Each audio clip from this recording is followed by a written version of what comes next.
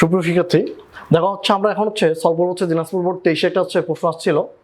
দৃশ্যকল্প একে বলছে একটা চিত্র দেওয়া আছে এবং দৃশ্যকল্প 2 দুটা রেখা দেওয়া আছে। ক নম্বর প্রশ্ন বলছে 3, এবং 2, বিন্দুদ্বয়ের সংযোগ রেখা এক্স অক্ষের সাথে যে কোনো উৎপন্ন করে তা নির্ণয় করতে বলছে।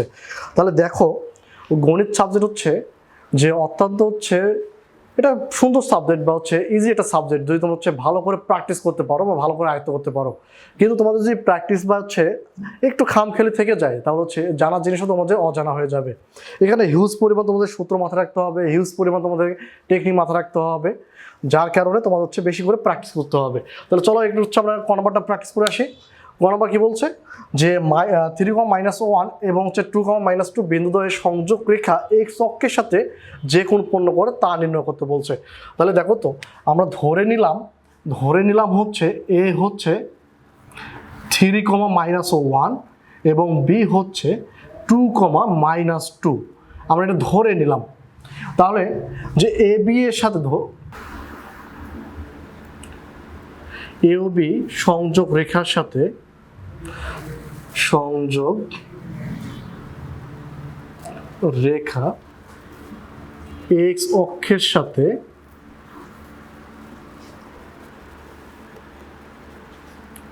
থিটা কোণ উৎপন্ন করে, এটা আমরা ধরে নিলাম। তাহলে আমরা যখন ঢাল বা কোণ নির্ণয় করি তখন আমরা কি লিখি? ঢাল বা কোণ ইকুয়াল tan থিটা ইকুয়াল কি লিখি? আমরা উপরে লিখবো কোটিদ্বয়ের অন্তর ডিভাইডেড ভুজদ্বয়ের অন্তর। তাহলে কোটিদ্বয়ের অন্তর কি -2, সূত্রে মাইনাসে +1 ডিভাইডেড ভুজদ্বয়ের অন্তর কি লিখবো আমরা এখানে? 2 - 3। তাহলে আমরা পাচ্ছি এখানে tan theta equal -1 divide -1 equal আমরা পাচ্ছি +1। তাহলে আমরা সবাই জানি যে tan কত ডিগ্রি মান 1? tan 45 ডিগ্রি মান 1। তাহলে 1 এর জায়গায় বসাতে পারি tan 45। তাহলে আমাদের থিটা কত? 45।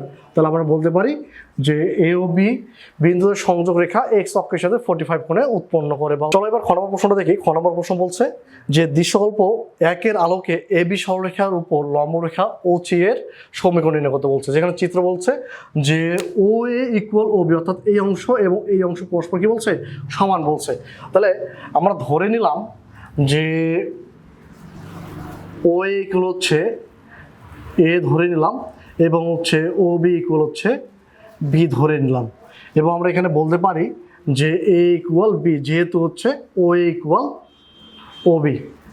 তাহলে আমরা যদি আমরা সরলরেখার সমীকরণ নিয়ে আসি, সরলরেখার সমীকরণ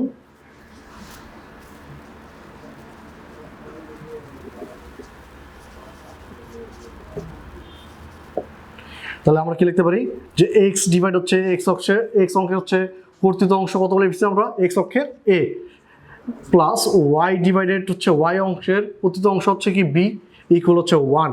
তাহলে আমরা এটাকে এইভাবে লিখতে পারি এক্স ডিভাইডেড এ প্লাস ওয়াই ডিভাইড বির জায়গায় এ লিখতে পারি, কারণ আমরা জানি কি এ ইকুয়াল বি ইকুয়াল 1। তাহলে আমরা যদি আমরা এখানে লসাগু করি, তাহলে লসাগু করলে আমরা কি পাচ্ছি? লসাগু করে আমরা পাচ্ছি নিচে এ, উপরে এক্স প্লাস ও ওয়াই ইকুয়াল 1। তাহলে আর গুণ যদি আমরা করি তাহলে কি এক্স প্লাস ও ওয়াই ইকুয়াল এ, বা এক্স প্লাস ও ওয়াই ইকুয়াল -a। এইটাকে আমরা 1 নং সমীকরণ ধরে নিলাম। তাহলে এখন 1 নং রেখার লম্বরেখার সমীকরণ, 1 নং রেখার লম্বরেখার সমীকরণ।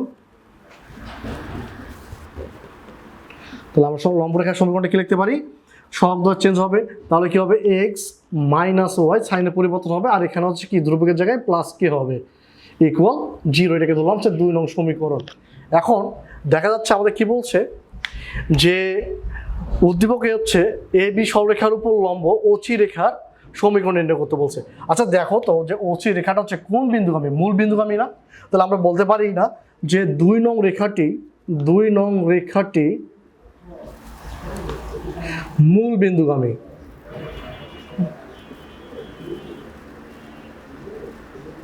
তাহলে মূল বিন্দুগামী হলে কি হবে? এক্স এর মান 0, মাইনাস ওয়াই এর মান 0, প্লাস কে ইকুয়াল 0 বলতে পারি। তাহলে অতএব আমরা কে এর মান কত পাচ্ছি? কে এর মান আমরা পাচ্ছি 0। তাহলে আমরা যদি কে এর মান 2 নং সমীকরণে বসাই দিই, তাহলে আমরা সমীকরণটা পাচ্ছি তাহলে অতএব আমাদের সমীকরণটা দাঁড়াচ্ছে, সমীকরণটি হচ্ছে এক্স মাইনাস ও ওয়াই কে এর জায়গায় হচ্ছে প্লাস 0 ইকুয়াল 0। তাহলে অতএব আমাদের সমীকরণ হচ্ছে এক্স মাইনাস ও ওয়াই ইকুয়াল 0। এটাই হচ্ছে আমাদের সমীকরণ। আচ্ছা দেখো হচ্ছে গ নম্বর প্রশ্ন কি বলছে, যে দৃশ্যকল্প 2 এর আলোকে রেখাদ্বয়ের মধ্যবর্তী সূক্ষ্মকোণের সমদ্বিখণ্ড অক্ষদ্বয়ের সাথে যে ত্রিভুজপূর্ণ উৎপন্ন করে তার ক্ষেত্রফল নির্ণয় করতে বলছে। আচ্ছা এখানে আমাদের সূক্ষ্মকোণ বলছে, তাহলে আমরা চেক করবো আসলে যে এখানে সূক্ষ্মকোণ তৈরি করে কি না।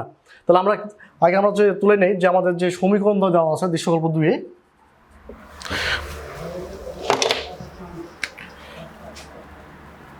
দৃশ্যকল্প 2 এ যে আমাদের সমীকরণ দেওয়া আছে তাহলে হচ্ছে 4x minus 3y plus 1 equal 0। এটাকে 1 নং সমীকরণ ধরে নিলাম। আর একটা হচ্ছে কি দেওয়া আছে যে 3x plus 4y plus 8 equal 0, এটাকে ধরলাম হচ্ছে 2 নং সমীকরণ। তাহলে আমরা যদি এটাকে একটু সূত্রের সাথে নিয়ে আসি যে a1 b1 plus a2 b2 equal 0 যদি আমরা তুলনা করি তাহলে হচ্ছে, বা এটা যদি আমরা হচ্ছে নিয়েও আসি তাহলে আমরা যদি এর মান বসাই দেই তাহলে a1 বলতে কত হচ্ছে 4 গুণন b1 কত বলছে, তাহলে a1 হচ্ছে 4 b1 হচ্ছে মাইনাস 3 প্লাস a2 হচ্ছে 3 আর b2 হচ্ছে 4। তাহলে দেখা যাচ্ছে এখানে হচ্ছে মাইনাস 12 আর এখানে হচ্ছে কি প্লাস 12 পাচ্ছি। তাহলে ইকুয়াল হচ্ছে কি 0। যেহেতু 0 হয়ে গেছে সেহেতু আমরা বলতে পারি যেটা সূক্ষ্মকোণ না, এটা হচ্ছে কি সমকোণ বা হচ্ছে লম্বকোণ।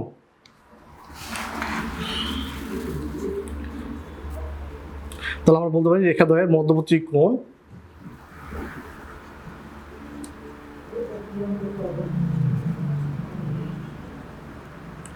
সূক্ষ্মকোণ নয়।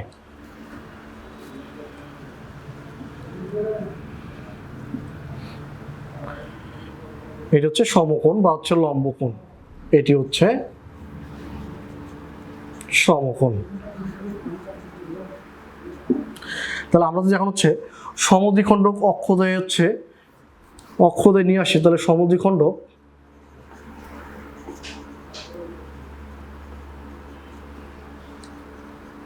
অক্ষদ্বয় বা রেখাদ্বয়ের সমীকরণ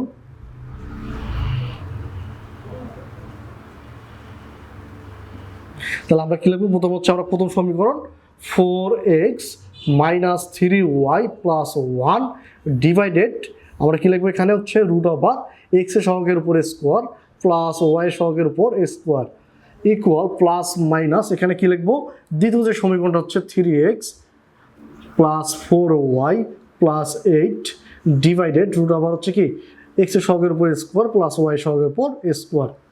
প্লাস দেখা যায়, হ্যাঁ। তাহলে আমরা হচ্ছে এখানে পাচ্ছি না এটা মার্কার আছে দ্বিতীয়টা, দেখো দ্বিতীয়টাতে না দ্বিতীয় পরের ডয়ারটাতে দেখো শেষে, হ্যাঁ তলে।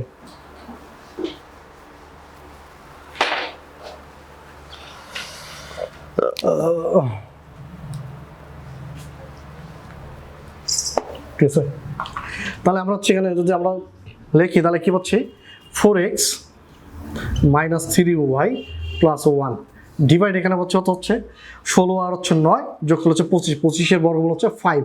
তাহলে এখানে আমরা পাচ্ছি plus minus 3x plus 4y plus 8 divide এখানেও পাচ্ছি আমরা 5। তাহলে ওই দিকে হচ্ছে 5 দ্বারা গুণ করলে কি 5 আউট হয়ে যাচ্ছে।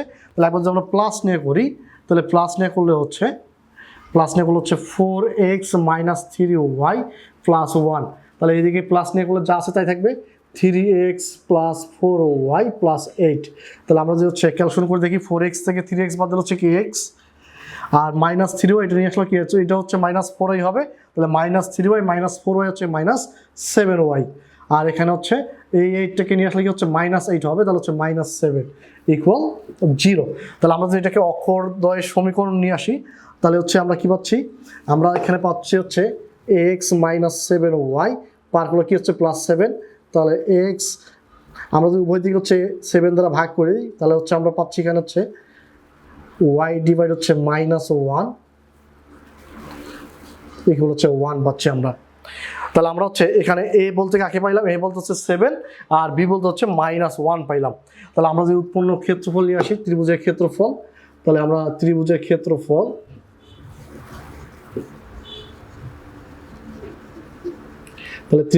আমরা কি লিখবো, হাফ ইন্টু মডুলাস দিয়ে কি লিখবো এখানে এ গুণন বি, এ বলতে হচ্ছে 7, এ বলতে হচ্ছে 7 গুণন বি বলতে হচ্ছে -1, বি বলতে হচ্ছে -1।